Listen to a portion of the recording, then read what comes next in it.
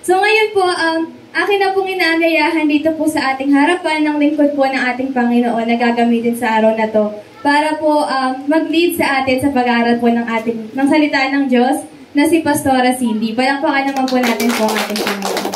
Good morning po sa ating lahat. Sobrang grateful naman po sa mga nag-testimony. Alam ko po na si God po yung nagbibigay sa atin ng excitement kapag nagte-Thanksgiving tayo. Alam niyo po, pag umaga, nagigising po tayo, di ba parang unang natin ginagawa, ewan ko po kung kayo nagpapasalamat kayo na nabuhay po tayo at nabigyan tayo ng pagkakataon na gumising. So, blessed tayo. Every gising is a blessing, sabi nga po, di ba?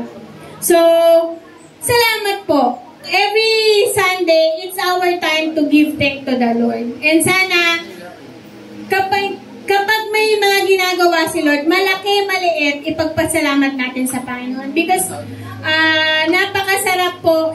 Siyempre, limited yung time po dito magpasalamat sa church. Pero sa dasal po, lagi po tayo magpapasalamat. Amen po? So, bago po tayo magsimula, magpasalamat po tayo sa Lord. Tayo po ay manalangin. Tayo po ay tumayo.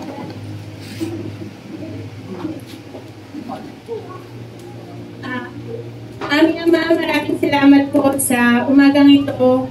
Maraming salamat po, Lord God, dahil nakatayo po kami, ginising mo kami, Lord God, at binigyan mo kami ng buhay at pag-asa, Lord God. Yung pananampalataya po namin ang naging napakalaking sandata namin sa kabila po ng mga pagsubok na dumadaan. Lord, ano man po yung tinatayo namin na mas mataas po sa inyo, Lord, sirain mo po ito at palitan mo ito ng pagtitiwala at pananampalataya sa iyo that alam mo, Lord God, everything works for the good of those who love you, Panginoon.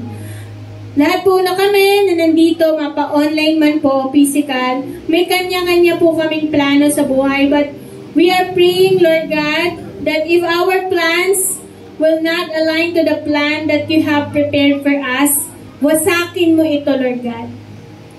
Hinihiling po namin na yung plano mo po, Lord, ang masunod, hindi po yung plano namin, Lord God. Because we know that the plans of God will give us peace, will give us joy, and will give us, Lord, the understanding that transcend through time, Lord God. I pray na ang bawat isa dito ay may puso na handang magpatama sa iyo at maging humble enough to strive every pride, every plans na hindi po align sa inyo, Lord. Gamitin mo lamang po akong mikropono.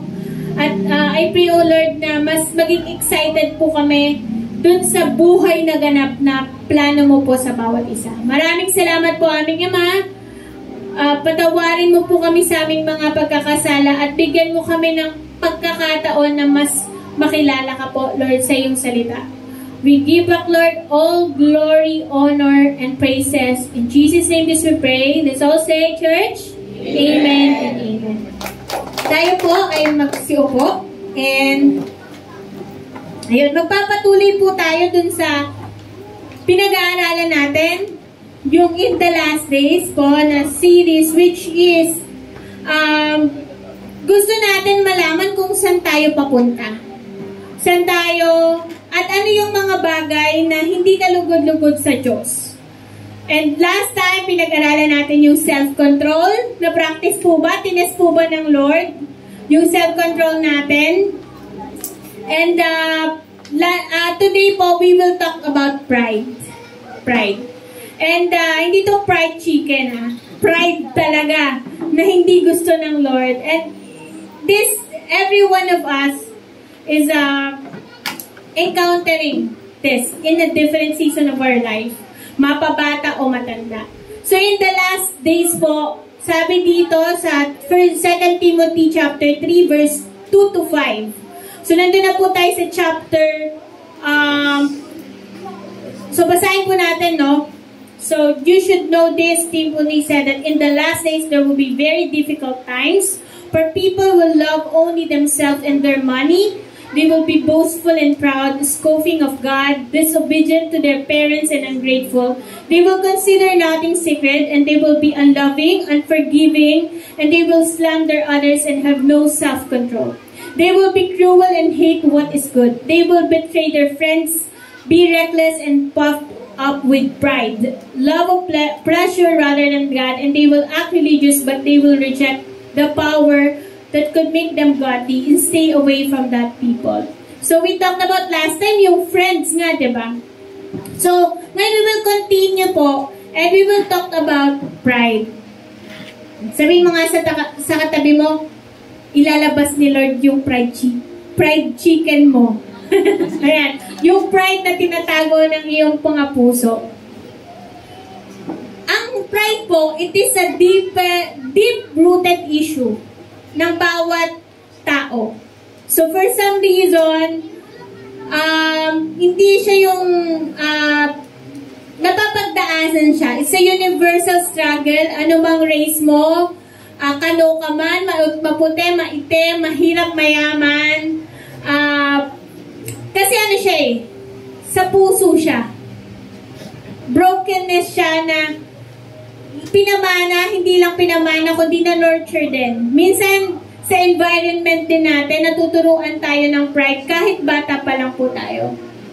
And yun yung lahat tayo makaka-relate sa topic na to. Amen?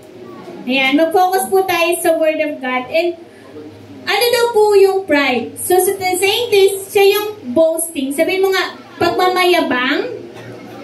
Ibigyan tayo ng dalawang example. Ito ay karaniwang tinutukoy bilang, basahin po nga natin to church. Tayo po sabay-sabay. Ito.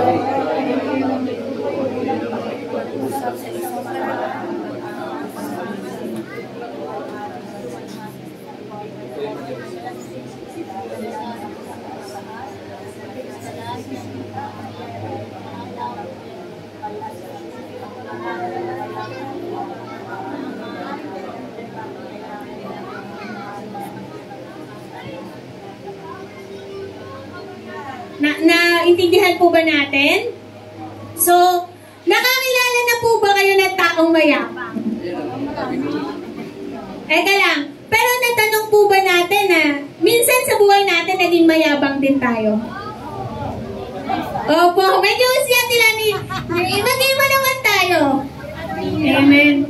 Ayan, babasahin ko po ulit ha. Sabi daw po ang pagmamayabang, ito ay karaniwang tumutukoy o tinutukoy bilang pakikipag-usap sa isang paraan ng paghanga sa sarili o pagluwalhati sa sarili. Ito ay madalas na iniisip bilang labis na pagmamataas. Madalas nating isipin ang mga taong nagyayabang bilang mayabang, abala sa sarili, o marahil walang katiyakan na maaaring dahilan kung bakit kailangan nilang magyabang sa simula pa lamang. Alam niyo po, kung may tao tayo na naiisip na mayabang, bago meron tayong experience, nakilala, pero pwede din natin tanungin, for some reason, naging mayabang po ba tayo?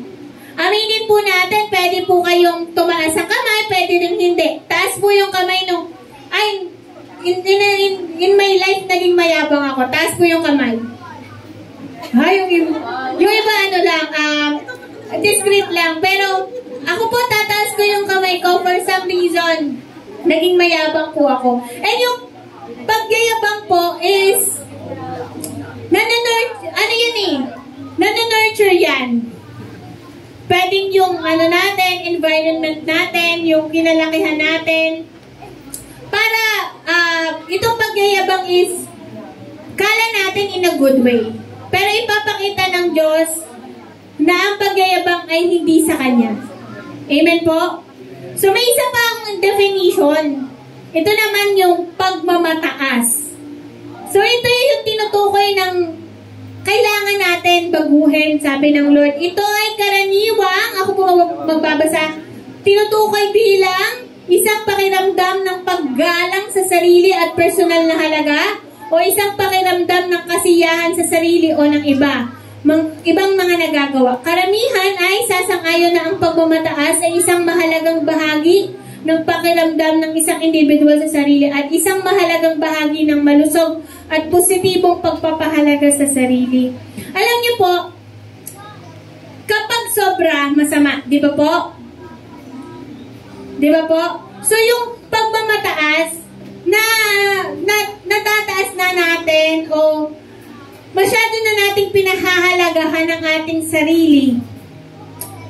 Pati yung pakiramdam natin na tayo ay hindi na natin kailangan ng Lord. And yun yung nagiging problema. Kasi po, nakakalimutan natin ng Diyos kapag prideful tayo. And sabi sa Word of God, yung pagiging prideful natin ay hindi sa Panginoon. And sa end times, o sa last time, in the last time, bago dumating ang Panginoon, maraming mga tao ang magiging prideful. Nasa ano na tayo in the last days na tayo So makikita natin, may mga anak na prideful, may mga magulang na prideful, and dadating yung panahon na ang pride is hindi na talaga maganda. It will broke society, family, husband and wife. Diba po? So, ang gusto kasi ng kaaway, tayo ay wasakin, patayin, diba? And masira lahat, even our relationship with God. Eh nakakalungkot kasi hindi tayo aware na nagiging mapagmataas na tayo lalo sa Panginoon. Ito pong teaching na to ay bababa tayo ng Diyos dahil ayaw ng Diyos ng tao na punong-puno ng pagmamataas. Nakakalungkot kasi po ito ay hindi napapag-usapan ng pamilya minsan or parang hindi natin naririnig sa school minsan kasi kanya-kanya tayo ng yabang kanya-kanya tayo ng pagmamataas sa sarili. Pero alam niyo po, ang taong nasa Diyos, alam niya kung saan siya lulugar. Ang taong nasa Panginoon, hindi siya magyayabang na alam niya ang lahat at kaya niya ang lahat. Kung gusto mong wasakin ng isang tao, prideful yun. Wasak ka. Hindi mo alam, tinataas ka na, ang taas ng tingin mo sa sarili mo, pero wasak na wasak ka. Pwedeng ang utak mo, nandun sa, successful ako. Pero ano po ba talaga ang tunay na success? Ang taong successful po ba ay, ito po ba ay natuturuan o hindi natuturuan? Teachable po ba? Alam niyo po ngayong araw na to, nagpakumbaba po kayo sa Diyos dahil binigay niyo po yung isang oras. Ilang oras po ba tayo sa church? 2, 1.5, yung iba nag-extend pa. Tapos yung iba may mga gampanin pa. Ngayong palakpakan naman po natin ang Lord sa buhay natin. Kasi ang taong mayabang po, hindi po yan natuturuan. Every time na pupunta kayo sa church, ito po ay sign na nagpapakumbaba po kayo para makakinig ng salita ng Diyos. Hindi po madali ang magbigay ng one hour of your time kasi hindi na po yan nababalik. Hindi na po yan nababalik. Kaya po, alam niyo po ba ako, every time na hindi ako nananalangin, hindi ako nagbibigay sa gawain ng Panginoon, hindi ko nabibigay yung isang oras sa Panginoon, nararamdaman ko na po itong mapagmataas na ako. Kapag hindi ako nananalangin, ganun din po ba kayo? Kasi pag gumising ako, tapos nag-cellphone ka, o kaya ano ba ang latest, di ba? Pero sa paggising natin, dapat nananalangin tayo, nagde-devotion tayo. Every time na hindi natin sinisiyasat ang salita ng Diyos, nagiging mayabang na po tayo. And hindi po ako exempted dyan bilang leader sa church. Sabi ko nga po, kapag napifeel ko na wala ang Lord sa akin, na hindi ko nagagampanan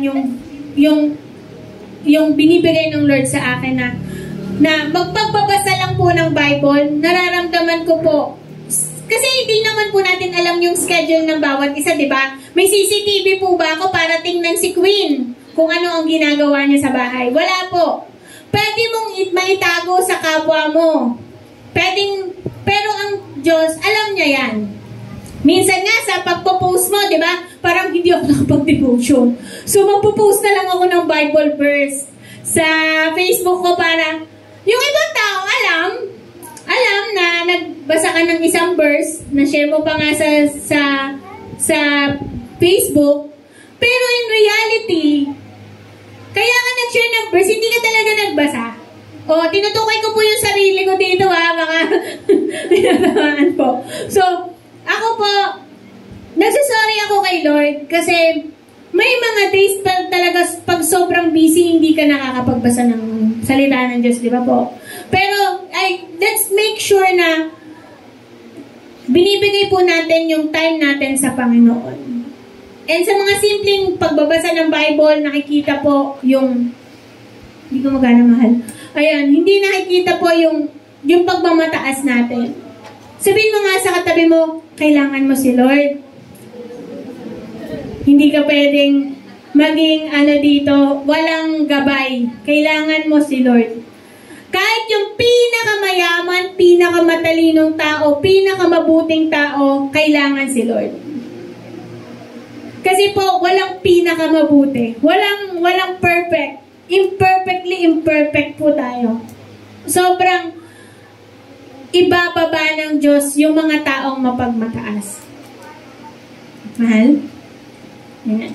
So, ngayon, pag-aaralan natin, may isang example sa Bible na itong tao na to, dahil sa kapangyarihan, naging mapagmataas siya. Marami pong example sa Bible ang makikita natin, but this King Nebuchadnezzar, is an example of a person na sana all. Lahat talaga nasa kanya na. He's a king. He conquered other city, dahil marami siyang alipin. Di ba pinag-aralan natin yung mga taong maraming alipin? At sa sobrang mapagmataas niya na hari, gumawa na siya ng sarili niyang temple, or gumawa na siya ng sarili niyang rebulto. Diba, kung matatandaan nyo, si Daniel, kilala nyo ba si Daniel, yung pinatapon sa mga leon? Diba? So, si Daniel, ayaw niyang mag-pray dun sa God ni King Nebuchadnezzar. Kaya napatapon siya dun sa mga leon. Pero pinakita ni Daniel na okay lang. Diba, sa pagsubok, kapag sumusunod kay Lord, sobrang hirap. Diba po? Nandun yung uneasy ka. Unease ka. Mababasa po natin yan sa Book of Daniel. Hindi ko lang po mabasa lahat yon, pero meron pa pong example. Si King Nebuchadnezzar, yung tatlong magkakaibigan, sino yun? Shadrach, Meshach, and Abednego. Silang tatlo din, si King Nebuchadnezzar, gusto niya na yung tatlo ay magpuri dun sa Diyos na ginawa niya. Pero ano po, sabi niya, hindi ako sasamba dyan sa Diyos-Diyosan nyo. Kahit na ipatapon ako sa nagbabagang apoy. And pinakita na naman ni Lord dun sa tatlong magkakaibigan na yon na sinamahan sila ng Diyos kahit dun sa apoy na yon.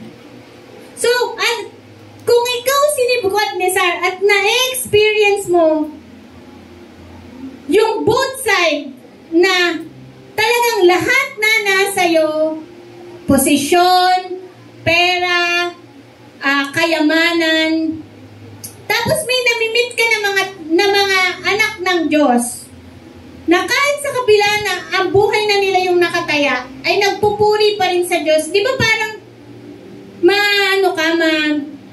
na may ganito pala na Diyos na buhay. Di ba?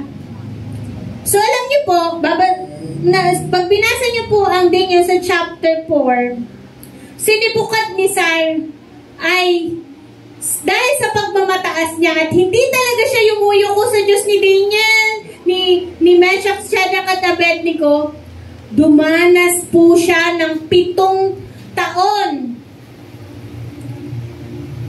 na parusa ng Diyos at siya po ay after ng nawala sa katinoan. Pakita natin sa picture. Hindi natin mabivisualize. Pero alam niyo po ba ay siya ay God struck with insanity of pride. Nakibasa po natin yan sa Daniel 4:28-37. Kapag wala ang Diyos sa'yo, ito po ay hindi kasi siya bumababa kay Lord eh. Hindi niya kahit sa dami ng mga experience niya na ito ginawa ng Diyos, hindi pa rin siya nagtitiwala sa Diyos. Hindi siya bumababa. Kaya kapag ikaw, hindi ka nagpapakamataas ka sa Diyos, ayan po ang resulta. Siya po ay nawala sa katinoan. Dahil po ang Diyos, ang presensya ng Diyos ay nagbibigay po ng kapayapaan.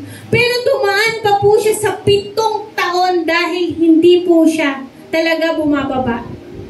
At sa ika-7 taon, siguro, ang explanation po kasi ng Bible, talagang naging animals po siya. Nabuhay siya sa kabila po ng kaginhawahan.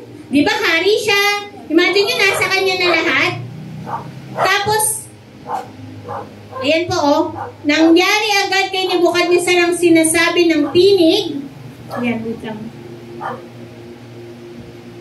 Ayun tinaboy siya na parang at kumakain na siya ng damo na tulad ng baka.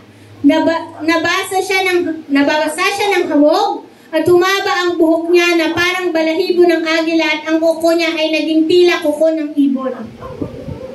Nakakita na po ba kayo ng ganyan? Manood po kayo ng mga eyewitness, ganyan, yung mga nawala siya sa yung mental health niya, talagang naging animal siya. From riches na nasa kanya na ang lahat.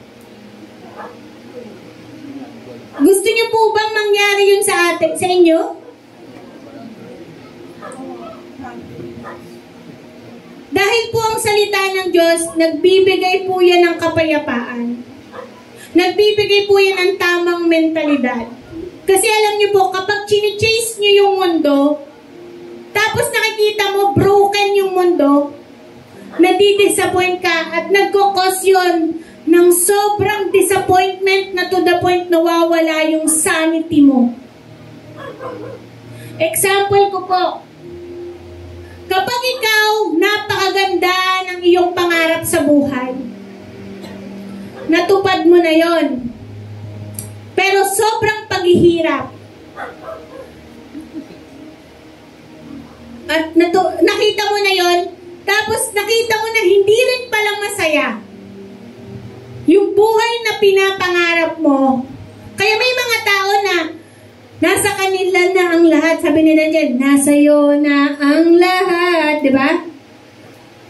Pero papakita sa iyo na ano na ngayon, dahil ang kayamanan, hindi yan magpapasaya sa iyo. Maraming butas sa puso natin na akala natin, pag may pera na tayo, okay na tayo. Pag may love life na tayo, okay na tayo. Alam niyo po ba, may mga tao na pag nagkaroon lang sila ng boyfriend o kaya marami sa kabataan na nagpapakamatay kapag iniwanan na sila ng kanilang jowa o ng kanilang partner.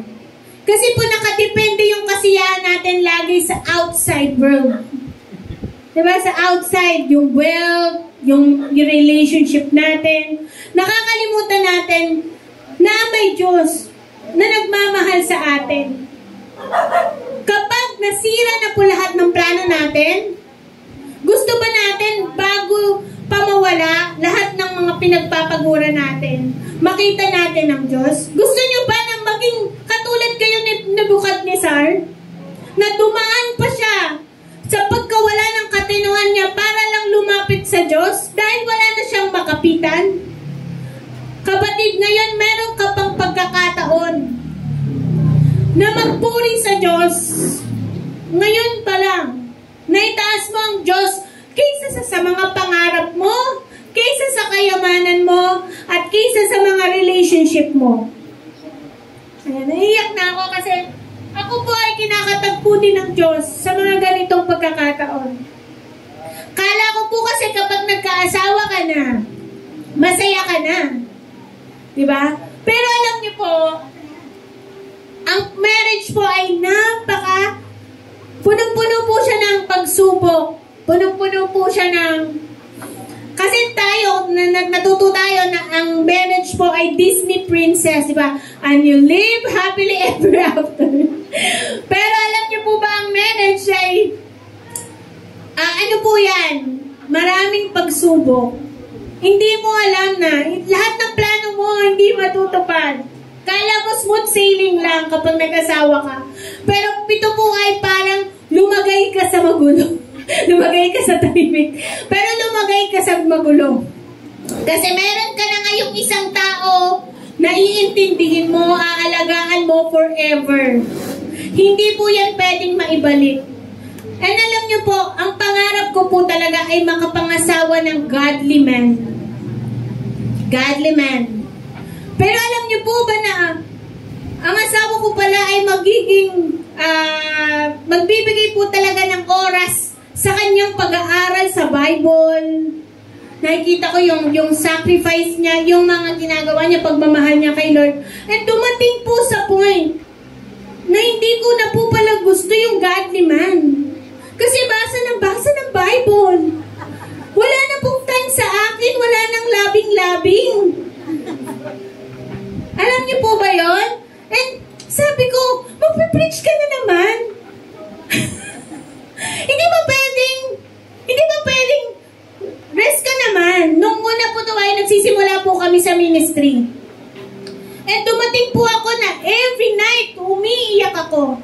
Umiiyak ako na, Lord, ano ba't ganito? Ang nabinigay mo sa akin, lagi namang nagbabasa ng Bible. Alam niyo po, God humbled me. And nakita ko na, hindi ko pag-aari ang asawa ko. Ito ay pag-aari ng Diyos. Kaya, nagpapasalamat ako sa mga mumunting oras na magkasama kami. Alam niyo po, hindi niyo alam na ang isang tao may dumadaan ng pagsubok kapag nakangiti lang siya. Hindi niyo alam, kinakatagpo siya ng Diyos. Kaya po pag mayroon po kayong bagay na pinapahalagahan, tapos hindi ito na-appreciate o kaya hindi ito na ibibigay sa inyo na the way you expect it, pinapakita lang yun ng Diyos na hindi yun yung tunay mong kailangan. Ang kailangan mo, ang Lord, na mapulpi lahat ng kasiyahan sa puso mo. Sabi ko nga sa inyo, may pangarap ako. Ine-example ko na lang po yung sarili ko kasi hindi ko po alam kung ano yung mga mas mahalaga sa inyo. Pero sa akin, akala ko ang marriage ay magkasama lang kayo, happy-happy lang po. Hindi po pala. Sa mga kabataan naman, bakit parang kapag natupad na yung pangarap mo, nakakalimutan mo na si Lord? Kapag naibigay na sa'yo yung mga hinihiling mo, diba po? Marami po tayong plano. Pero kapag winasak yan ng Lord, God will humble you na hindi mo yan kailangan kundi ang Diyos. Kapag nagmamataas tayo kay Lord, pinaplano natin yung mga bagay-bagay. Pero hindi po yun ang plano ng Diyos. Sa lahat na nangyayari sa atin, sana makita natin at matumbok natin na ang Diyos ang kailangan natin. Amen po? Kaya, ako nagpapasalamat po kay Lord kasi nasa tamang katinuan pa tayo. Amen? Amen. Sabihin mo nga sa katabi mo, nasa tamang katinuan ka pa. Dahil nanalo ang Lord sa'yo. Diba? Dahil hindi ka na-overwhelm sa nangyayari sa iyong mga problema na hindi pa rin umuupo ang mga ibang bagay sa iyo. Si Lord pa rin ang umuupo. Amen po? Sabi ng ang asawa ko po, gumawa siya ng papel. Nakalagay doon, isang upuan. Heart, tapos may upuan. Kasi kapag may ibang nakaupo na dyan, halimbawa, nakaupo na dyan yung mga mahal mo sa buhay. Dadating yung time, yung mga mahal natin sa buhay, iiwan tayo. Iiwan tayo. Kasi wala namang permanent eh. Itong buhay na to, hiram lang. Diba? Pero dapat ang nakaupo dyan ay ang Diyos. Na kahit pag may nawala, hindi ka masishake. Diba? Kapag may nakasakit sa'yo, hindi ka masishake. Kasi alam mo, lahat ng yan, hindi yan yung magpapasaya sa'yo, kundi ang pagmamahal ng Diyos. Amen po. Bonus na lang po. Kung may binibigay ang Diyos sa atin, higit pa po sa kanyang mga salita. Bonus na lang po kung meron tayong napakabait na asawa. Bonus na lang po kung meron tayong mga mababait na anak at masusunuring anak. Pero ang pinakamahalagang pahalagahan natin ay ang Panginoon. Kaya sino dito yung nakikita nyo na ang Diyos kailangan kong manalangin? Kailangan po natin ang gabay ng Panginoon. Dahil ang salita ng Diyos ang magbibigay sa atin ng tamang kaisipan. Amen po? Sana matuto tayo kay King Nebuchadnezzar.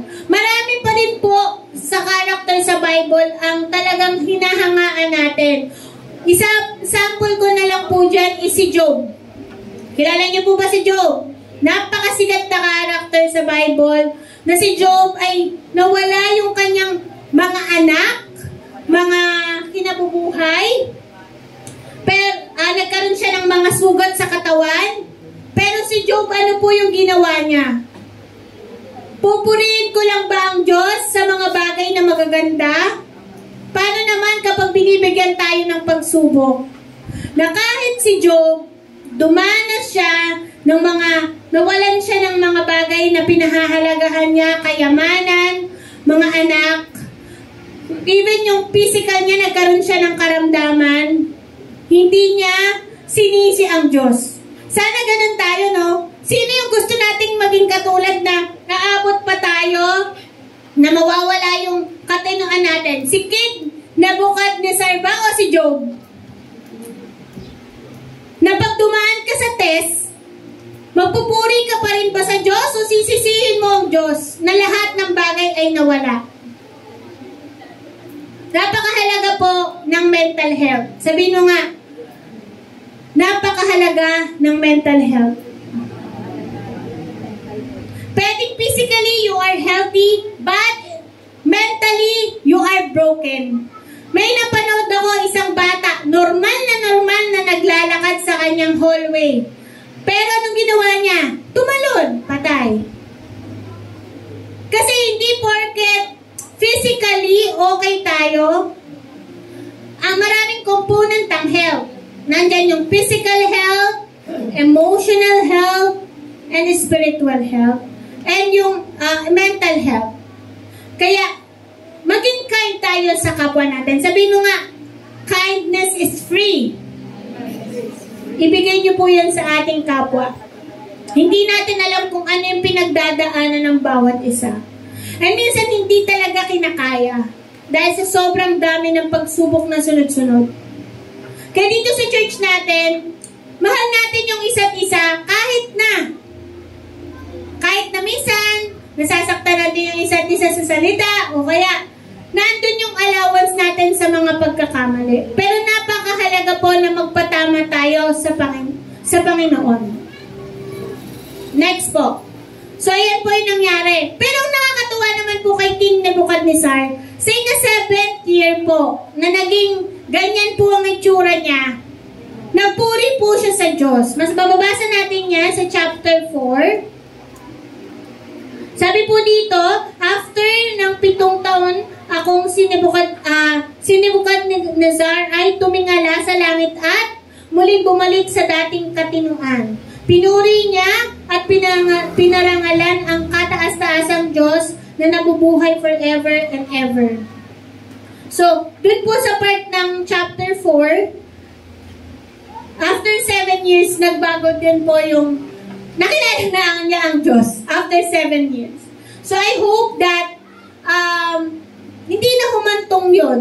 Tayo sa gano'n na kapag walang-wala na tayong kakapitan, doon na lang tayo, doon na natin Lord, dito na nga.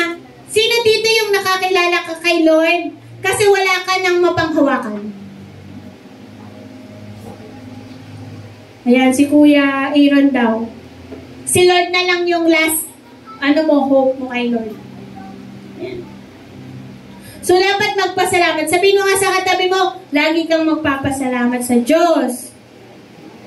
Amen. Yan ang aking asabi. So, sabi po ni C.S. Lewis, for pride is a spiritual cancer. And it eats up the very possibility of love, contentment, or even common sense. Ang taong mapagmataas, lagi yang aligaga. Sabihin mo nga sa tabi mo, ang taong mapagmataas, laging aligaga. Walang rest. Walang kapahingahan. Hindi kayang bigyan ng sarili ng kapahingahan. Walang contentment. Meron ng 1 milyon, gusto pa 10 milyon. Yung parang, hindi, parang future ng mga anak ko. Kailangan kong magtrabaho hanggang sa nagkasakit ka na. Hindi ka na natutulog. Puro ka trabaho. Alam niyo po ba, ang unang na-receive ko sa Panginoon, nang nakilala ko siya, kapahingahan. Nagkaroon ako ng rest day. Kasi alam niyo po, kaya ka nga nababaliw, wala ka ng pahinga eh. Hindi ka nagre-rest eh.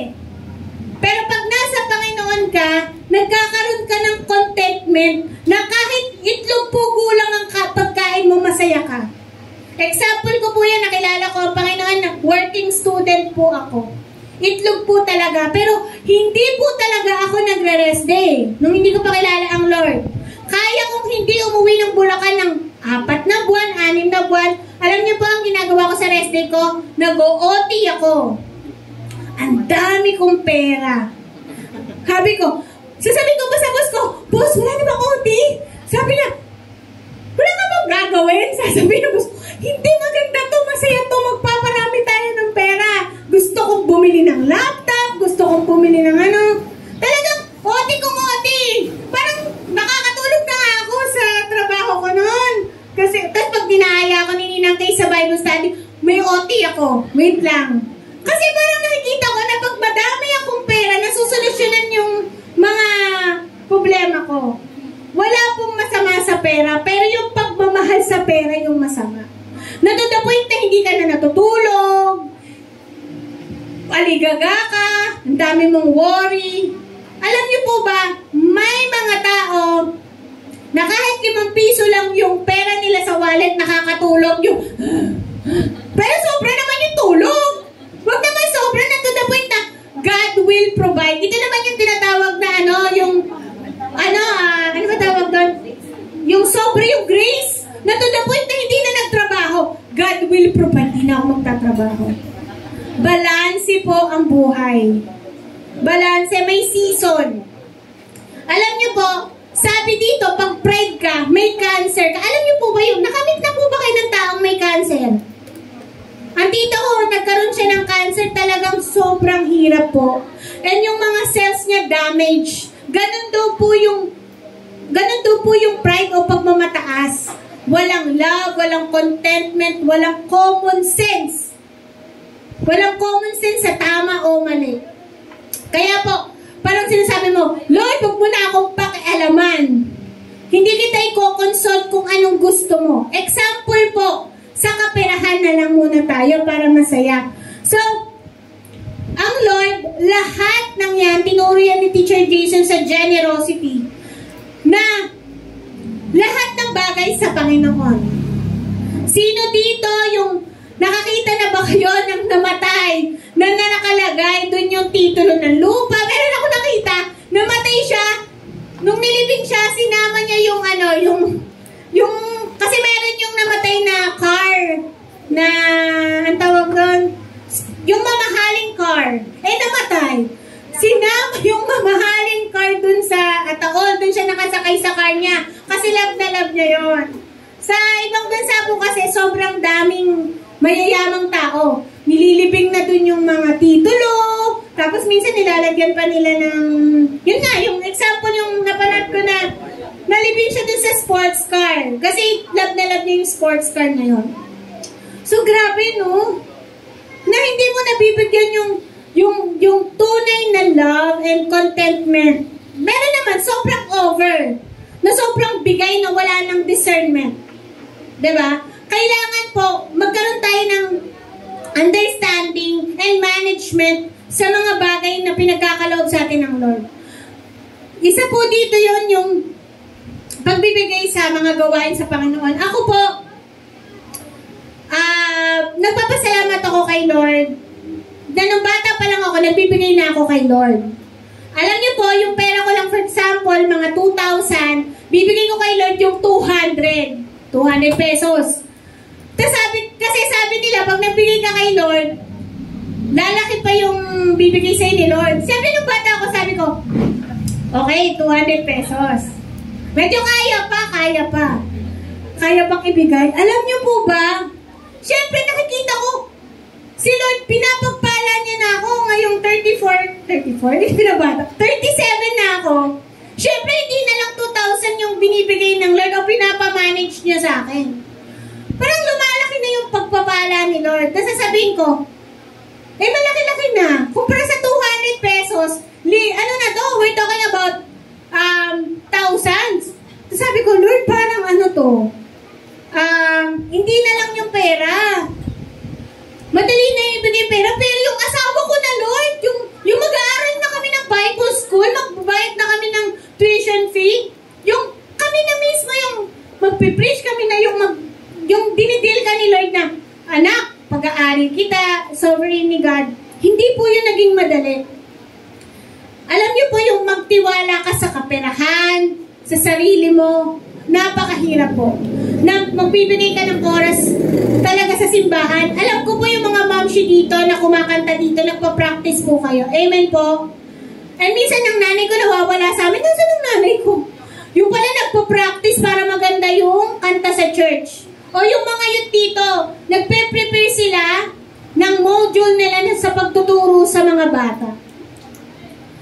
Pag sinabi ng Lord, anak, bigyan mo naman ako ng 2 hours of your time para magamit ka. Bibigyan niyo po ba? Ang kapalit nun, mawawalan kayo ng sahod sa trabaho niyo. Bibigyan niyo po ba? Alam niyo po, napakasarap magamit po ng Lord.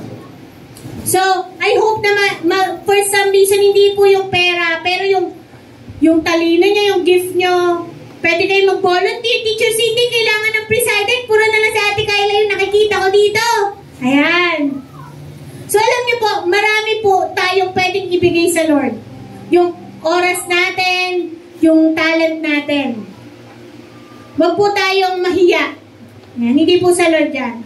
Sabi po sa Philippians chapter 2 verse 3, in whatever you do, don't let selfishness or pride be your guide. Be humble, honor others more than yourself. Kapag po ang isang bagay mahalaga sa atin, yun lagi yung bukang bibig natin. So, every time po ba nakaka-encounter tayo ng ibang tao, sino yung unang ini-introduce natin? Ay, ako nga pala si Cindy, ako nga pala yung, alam niyo po yun, yung ginaano mo lahat yung mga achievements mo. Hayaan mo na yung tao yung maka-discover nun. Huwag mo nang ipagmalaki. Kasi alam niyo po, lahat ng yan mawawala din. Okay po? Lagi po natin i-honor. Pwede niyo po, anak ako ng Diyos. Yun na yung pinaka-best description na i-describe mo sa sarili mo. Yung mga bagay, material na bagay, title, doctor, engineer, ayan. Yung mga bagay na ganyan, yung mga nakadikit sa pangalan. Isa po itong mawawala din yan. Sabi nga ni Ninong John, si Pastor John, wala siya dito. Siya po ay engineer, with a graduate of masteral, doctoral. Kumbaga yung pangalan ni Ninong John, Engineer John, kumbaga maraming mga nakadikit, PhD, brigadier. Sabi niya po dito sa church, nag-speak siya dito, lahat ng yan, pag na-meet mo ang Panginoon, masusunog lang. Pero kapag nasunog ba, lahat ng pinagmamalaki mo, ano bang lalabas dyan? Yung glory ba ni Lord? O yung glory ng sarili mo? Na yung pagiging engineer mo ba, nagamit yan ni Lord sa kanyang gawain? O yung pagiging nanay mo ba, o nakita ba si Lord dyan, na talagang nagpakananay ka? O pag sinunog ba yan, purong pagiging pagiging makasarili? Susunugin po lahat ng mga achievements natin dito. At pag nasunog ba yan, makikita ba dyan yung glory ni Lord? O makikita dyan yung pride? Kasi diba, each and every one of us, may account. May account tayong ipapakita sa Diyos. Mawawala na tayo dito, mamimit na natin si Lord, and sasabihin ni Lord, Queen, patingin nga ng account mo. Patingin nga ng mga achievements mo. Wow, si Queen, tourism pala graduate, and flight stewardess pala siya. Ganyan-ganyan mabuting anak pala siya. Tapos sinunog.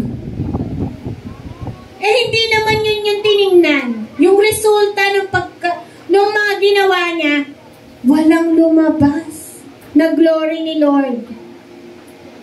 Lahat ng pinagpapaguran natin, narorong assignment po tayo. Diba? Kumbaga si Lord siya yung teacher, ito yung pinapagawa ni Lord, iba yung ginawa mo. Ay Lord, marami akong pera, marami akong tinulungan. Pero pag sinunog na yan, wala si Lord. Kasi lahat ng motives mo, puro pagyayabang. Puro makasarili. Gusto mo lang ma-exalt ka. Kaya minsan naririnig natin, yung salitang, to God be all the glory. Nakikita niyo ba yon? Napaka-importante nun. Na kapag may nagpuri sa'yo, lagi mong sasabihin yung, to God be all the glory. Because it's not you. It's God. Kaya ka nakakagawa ng mabuti dahil hindi ka mabuti. Alam mo, dapat sa sarili mo yon. Na lahat ng kabutihan na meron ka, dahil yan kay Lord.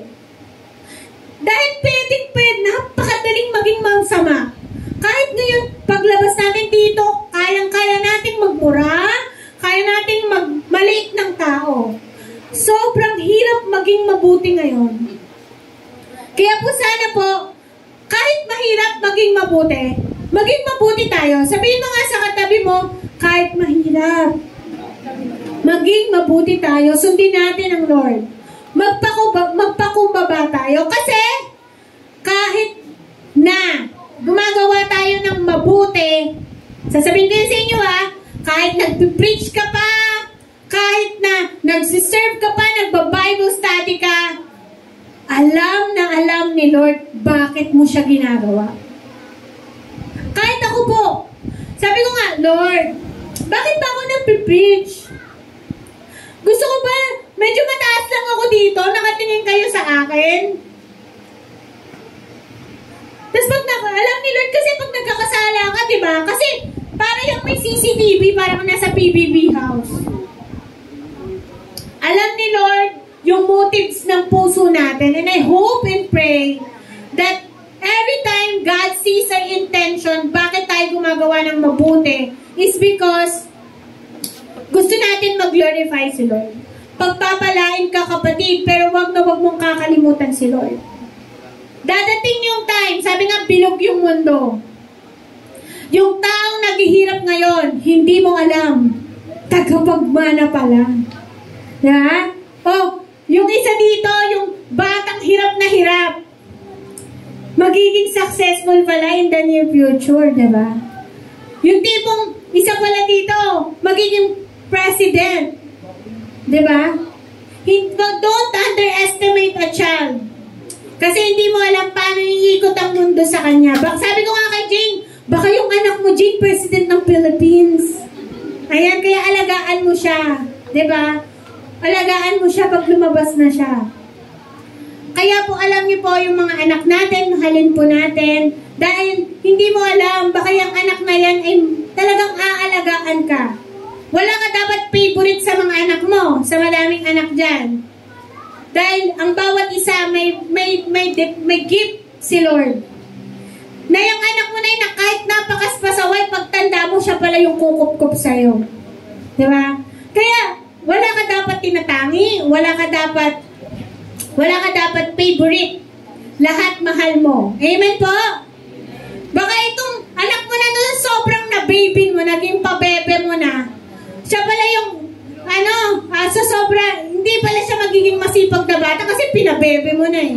Maganda ang batang dumadaan sa pagsubok pag bata pa lang siya. Kasi mas ma-appreciate niya na ito, hindi ko to alam niyo po yan, yung hindi mo to naramdaman yung ginhawa. Kaya pag dumanas ka na sa ginhawa, parang amaze na amaze ka. Di ba po? So next po. Ayan. So, sino po yung best example natin?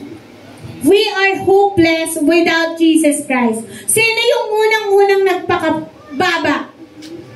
Si Jesus. Sabi sa Luke, chapter 18, verse 14, for everyone who exalted himself will be humbled, and he who humbled himself will be exalted. Kapag nagpapakababa ka, itataas ka ng Diyos. Sabi ko sa inyo, inahabol ako ng Lord na the moment binibless ka ni Lord, dapat mas magpakababa ka.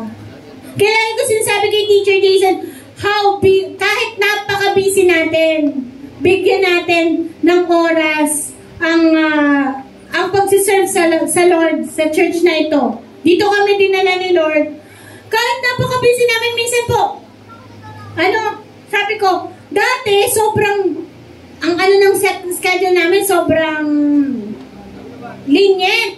Ngayon po, pag sobrang dami mo ng responsibility, yung schedule mo sobrang dumadami. And sino yung una mong bibitawan? Dapat hindi si Lord. The moment na pinapagpala ka ni Lord, dapat ang una mong hahawakan si Lord. Kasi you will be shattered kapag hindi si Lord yung hinawakan mo. Alam niyo po ba yon? Example ko po dito kapag meron ka ng maraming pera, kaya mo nang kainin yung gusto mo. Nung bata po ako, hindi ko po nakakain yung mga gusto ko. Pero hindi ko kasi siya alam. So meron pa ng dumplings, siomai, burger, hindi ko kilala yung mga yan. So nung nagkaroon na po ako ng trabaho, nakilala ko na yung burger, fries, basta nakilala ko na yung mga masasarap na pagkain. May mga ramen, mga ganon. Hindi, ang alam ko lang, sardinas, tinola, mga ganon, nilaga. Pero alam niyo po, ngayon may pera na ako, may mga ramen lagi, pala may mga ganon. Tapos alam niyo po, syempre kumakain ka ng mga food na yon. Tapos tumaba po ako. Nagpa-check up ako sa doctor recently. Eh sabi ng Lord, meron daw akong fatty liver. Basta may fats dun sa liver ko. Sabi ko, nung bata wala akong kinakain, wala akong fatty liver. Ngayong meron ako pabili may fatty liver, papatayin pa ako nitong mga pagkain na to. Kaya di ba nag-share po ako sa inyo ng ampalaya na kagabi? Kasi tinuturuan ako ng Diyos na anak. Hindi lahat ng masarap, mabuti. Hindi lahat ng bagay, hindi lahat ng bagay na sanabi ng mundo na yun yung makakabuti sa'yo. Alam niyo po ba, yung access ko pwede akong bumili ng isang bagay, pwede ko pala yung ikamatay na sabi, instant, gusto ko ng milk tea. Nandiyan yung milk tea. Diba?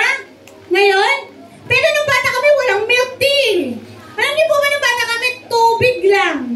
Hindi ko alam yan, yung tubig lang talaga, diba? Pag mahirap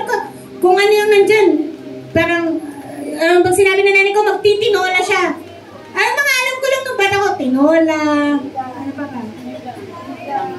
Yung mga simple, may gulang lang, ganyan. Kaya sabi ko, Lord, parang mapapaaga yata yung buhay ko dito Diba? Kasi may mga access na ako sa mga pagkain na unhealthy. Kaya sabi ko, Lord, gamitin mo ako, bigyan mo ako gamitin mo yung kaalaman ko sa iyong salita na magkaroon ako ng self-control. Alam niyo po, ang hirap magpakababa sa Lord in terms of ginagamit ko po yung pagkain ko na I want to honor God. Gusto ko pa magamit niya ako. Magkaroon pa ako ng mahabang buhay para magamit pa ako. Pero kung papatayin ako nitong mga pagkain na to, syempre, kasi nakakita ko namatay 30 plus, 50 plus, sabi ko, ano bang reason? Na-stroke. Tapos, nagkaroon ng heart attack. Tapos, ginugel ko talaga parang ano ba yung kinaugatan? Alam niyo po ba kung ano ugat? Nakakain nila yung mga unhealthy food. Nagpupuyat sila, kakatrabaho. Kaya kung gusto mong mamatay, kumain ka na talaga ng madami. And dinidil yun ng Lord sa atin pwede surrender mo yung kay Lord. Lord, hindi ko kaya. Hindi ko kaya to. Hindi ko kaya tong buhay na to na lahat ng... Kasi hindi ko alam kung maintindihan ng mga bata to. Pero pag matanda ka na, papahalagahan mo yung lahat ng bagay sa mga simple na gusto mo magkaroon ng buhay na kalugod-lugod sa Diyos. Pwede natin i-surrender yun kapag yun yung kahinaan natin. Ang kahinaan natin, hindi tayo magkaroon ng self-control, mapagmataas tayo sa Diyos. Kaya lagi ko sinasabi, bakit ako mapagbigay? Kasi gusto kong i-save yung buhay na mag-extend pa. Kasi alam ko kaya nga binibigyan ni Lord ng maraming pagpapala dahil baka may bata ka na gustong tulungan. Kaya pag every time na sinasabi ni Lord, may bibilin kang ganyan, ang naisip ko, sino bang bata sa church yung may kailangan? Kasi hindi talaga gusto ni Lord na umorder ako ng pagkain. Kasi kaya kong umorder ng pagkain, pero kaya yun yung sinasabi ni God, gusto niya balanse. Gusto niya balanse na hindi puro ikaw. Kailangan mo maging blessing. Lahat na binibigay sa'yo ni Lord na sobrang dami, baka may bata na kailangan sa church. Alam niyo po itong church na to, blessing to sa aming mag-asawa. Kasi nababalanse yung kung ano man yung pinagbibigay sa'yo ni Lord. Kaya lahat ng blessing na binibigay sa atin ni Lord, i-share natin sa kapwa natin. Amen po? Amen. Nagigets niyo po ba yung too much is a sin? Kaya kapag may sobrang binibigay sa'yo si Lord, bigay mo sa kapwa mo. Sabihin mo nga, Amen. Amen. Hindi po lahat sa atin. Lahat ng pagpapala. Blessing po tayo. Sabi po dito, Ephesians chapter 2, verse 8 to 9. For by grace and you have been saved through faith, and this is not your own doing. It is a gift of God, not a result of works, so no one may boast. Wala kang ipagyayabang. Yung kaligtasan na meron ka ngayon, si Lord yung nagligtas sa'yo. Siya yung unang naging mapagkumbaba. Kaya lahat ng meron ka, regalo. Sabihin mo nga, regalo. Regalo ng Diyos. Sa mga kabataan na nag-aaral ngayon, matutupad yan. Pero anong gagawin mo pag binless ka ni God? Ipo-pour out mo lang ba yan sa sarili mo? Lahat ng blessing ni Lord dapat palabas. Sabihin mo nga, lahat ng blessing ni Lord palabas.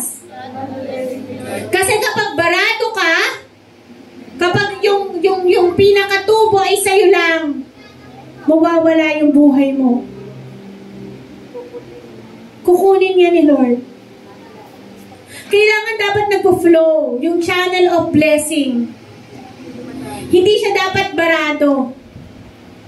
Kasi ikaw ay channel, hindi ikaw yung blesser. Si God ang blesser. Kaya dapat hindi tayo mapagmataas. Amen po? Kasi sabi nga, kapag chine-chase mo yung buhay mo, lalo yung kukunin ng Lord. Kasi sa Kanya yan.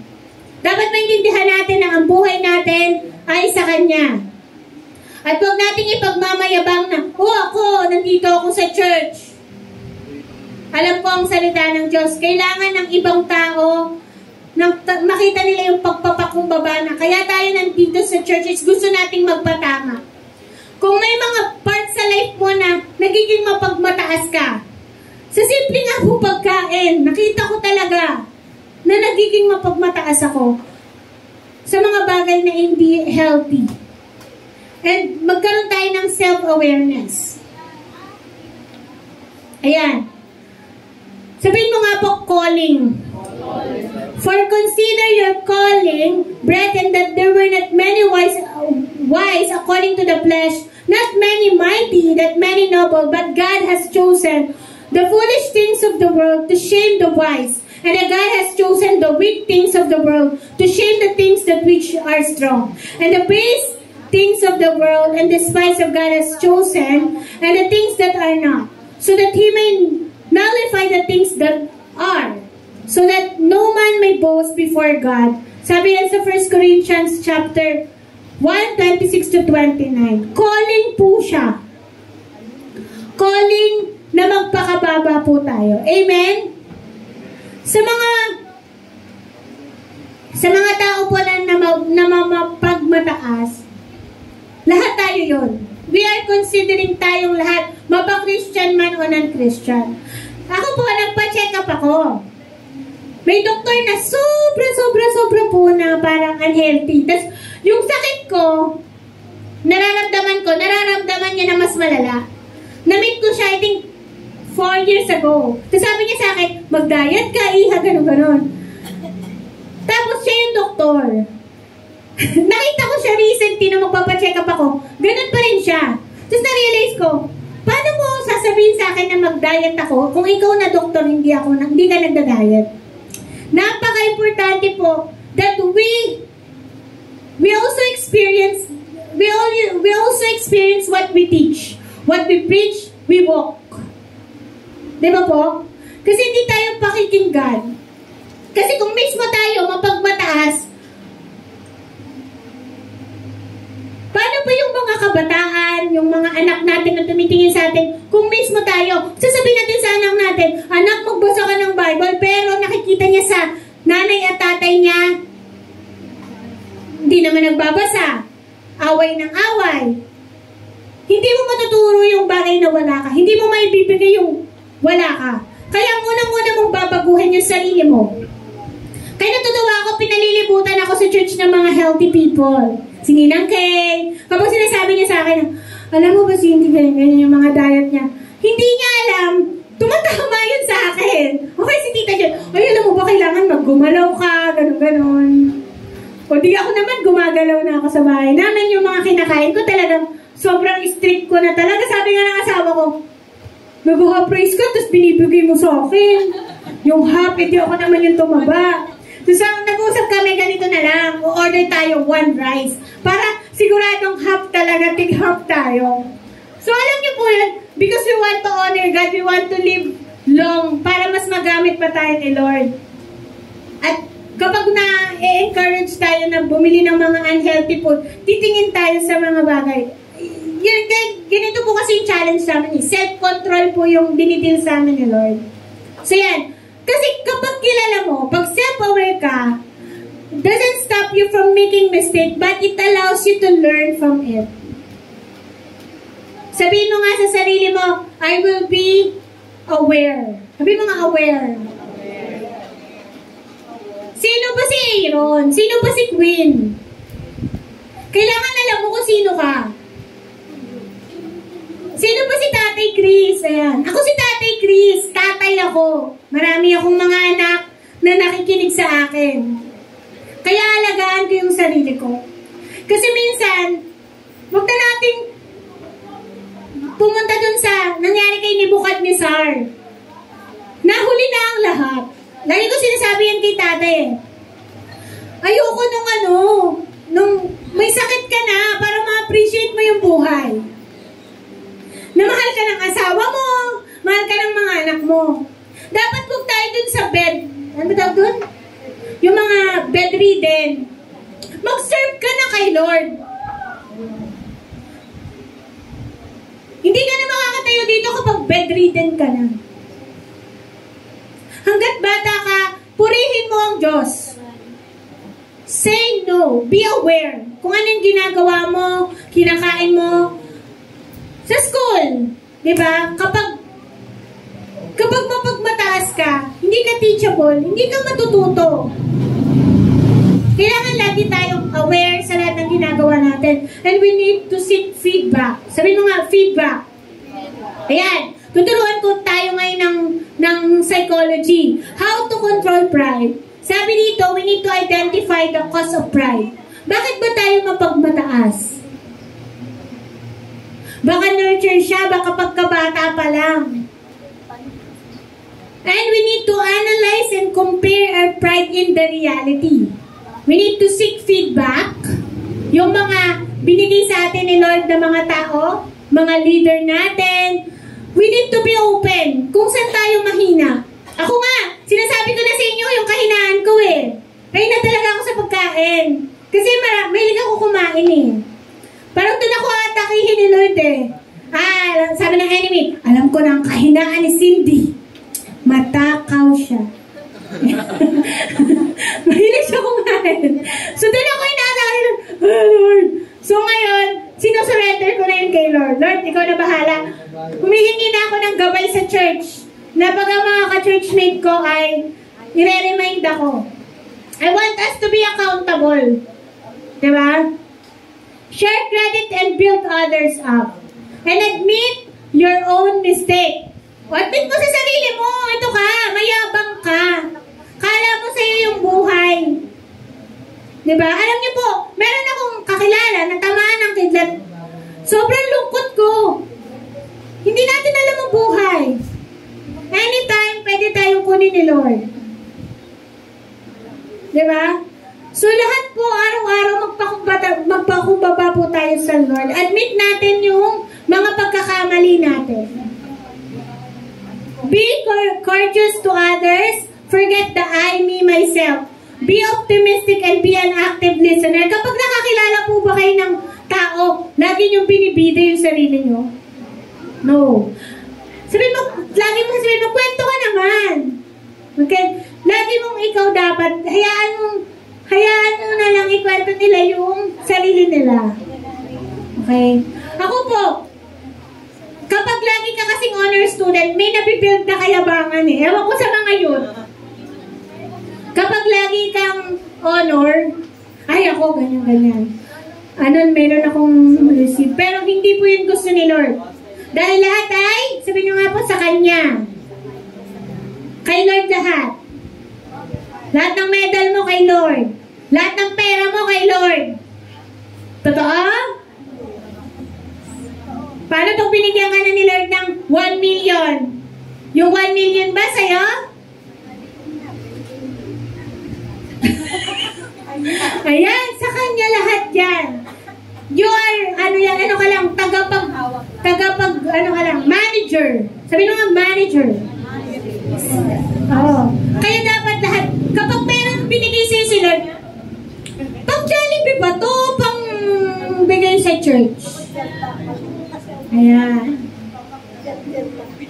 Ipapakita sa'yo ng Lord na hindi lang yan para sa'yo, kundi para maging blessing ka. Amen? Ayan. Ways to put the pride. Sabi ni Pastor John Piper, ito daw. Give God the credit. Lagi niyong lahat ng credit, bibigyan niyo kay Lord. Pangalawa po, recognize God's gift. Lahat ng meron kayo, bakit kayo maganda, bakit kayo pogi, bakit kayo malakas, galing yan kay Lord. Kaya lalo na pag pinapanalo ka lagi ni Lord sa mga battle mo, huwag mong iisipin na, kaya ako nanalo kasi ang galing ko talaga eh. Kaya sinasabi ni Kuya Iran, paano? Paano ginagaling Kuya Iran? As a player? May ganun pa, mga basketball player. Lagi mong sasabihin, kaya ako ganito kasi binless ako nila. Kaya ako pogi. Sino dito yung pogi? Taas ang kamay. Yes. Taas ang kamay, pogi. Taas ako pogi daw siya.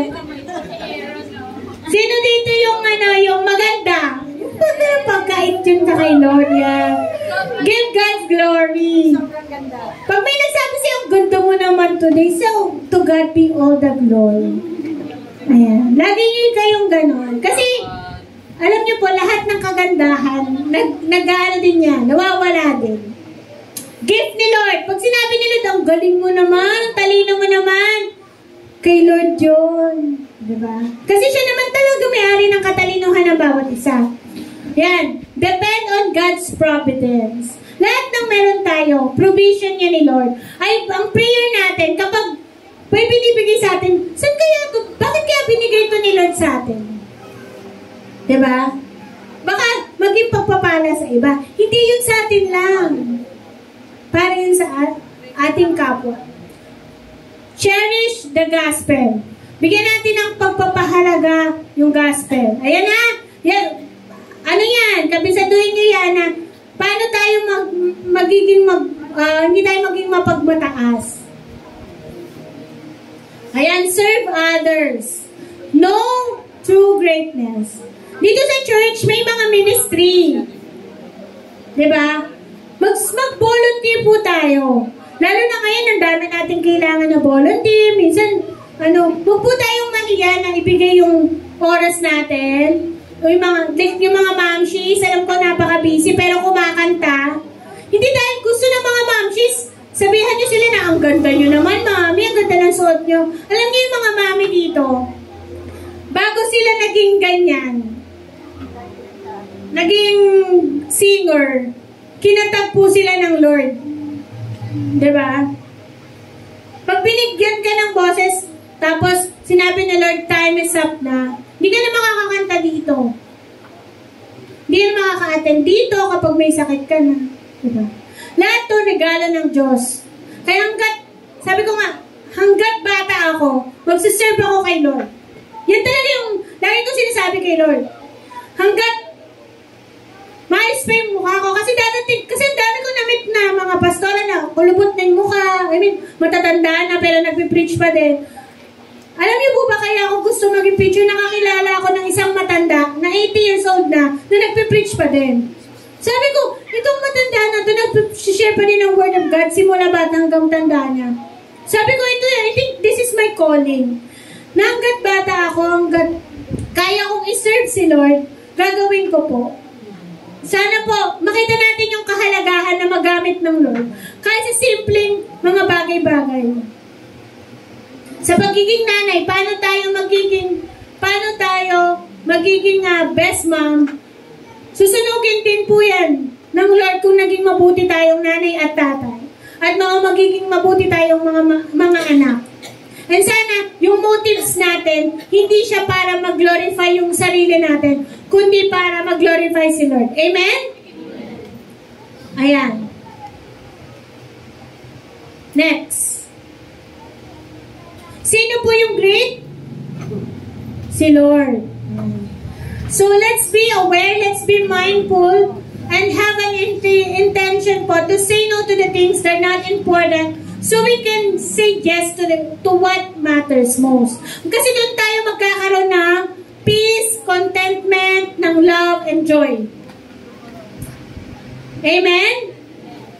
Kapag sa Panginoon, may kakontentuhan. Amen? May love, may contentment. At meron ka ng kakayahan mag-no, hindi lahat nag-yes ka dapat. Amen? Paano halimbawa sinabi sa'yo ng ito testo? Paano pag sinabi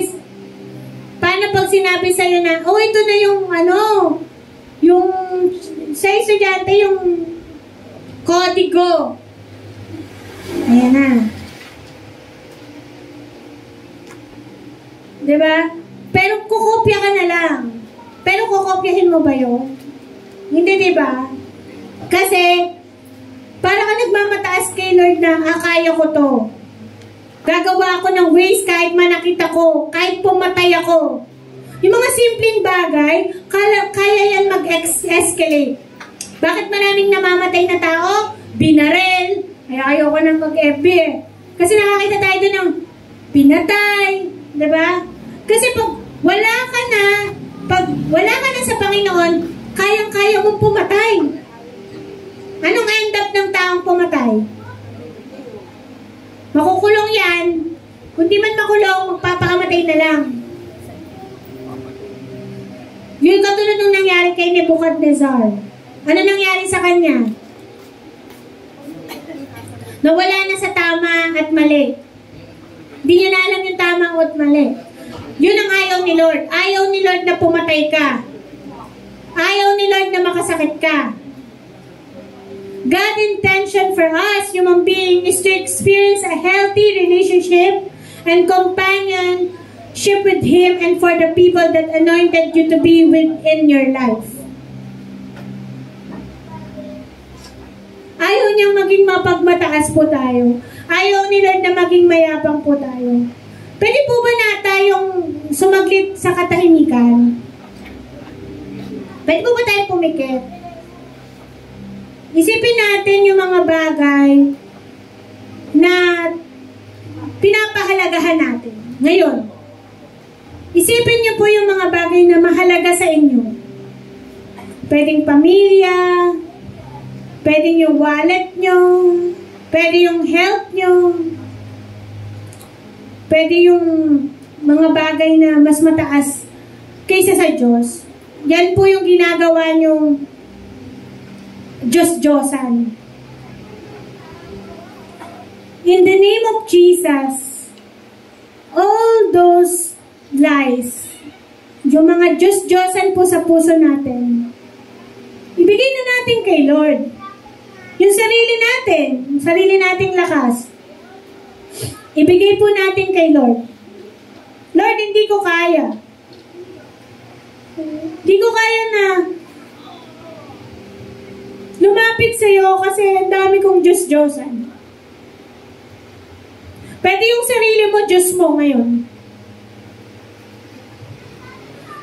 Pwede yung sarili mo, yung pinahahalagahan mo.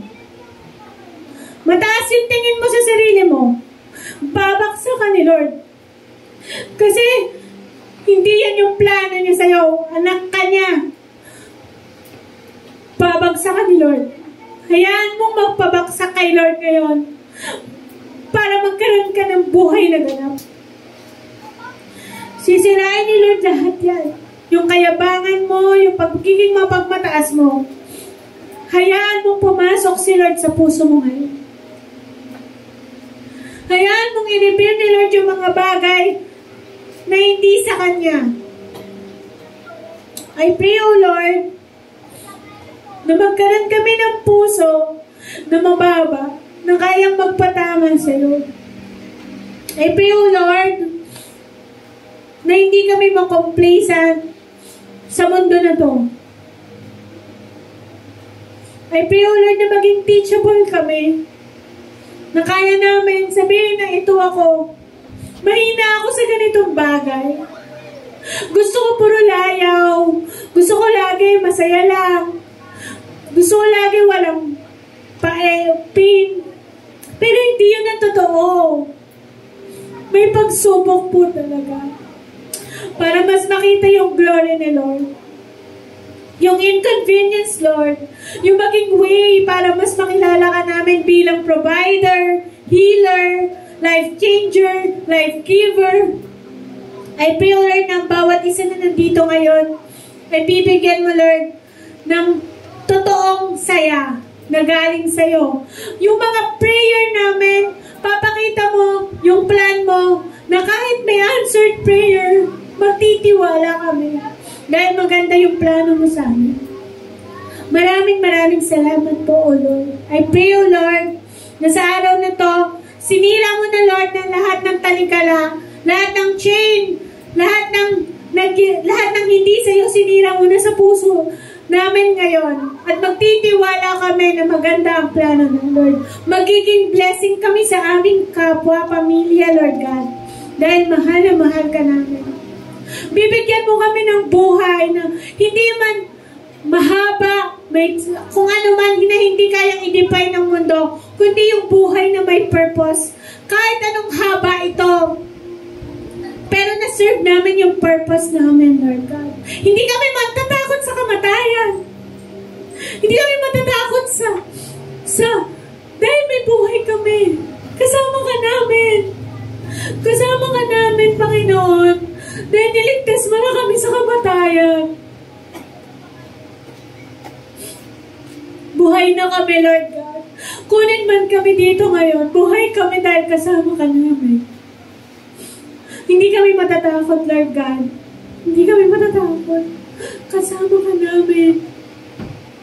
Kaya po, Lord, hindi ko alam yung mga pinagdadaanan ng bawat isa, but I pray na binasak mo na lahat ng takot, lahat ng pagmamataas, lahat ng mga idolo sa aming puso ngayon.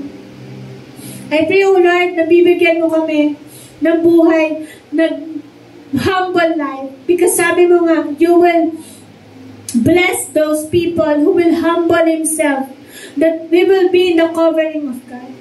Kaya po, maraming salamat po. I pray, O Lord, na maging blessing po kami ngayon sa susunod na linggo. Maraming salamat po. In Jesus' name just we pray. Amen and amen.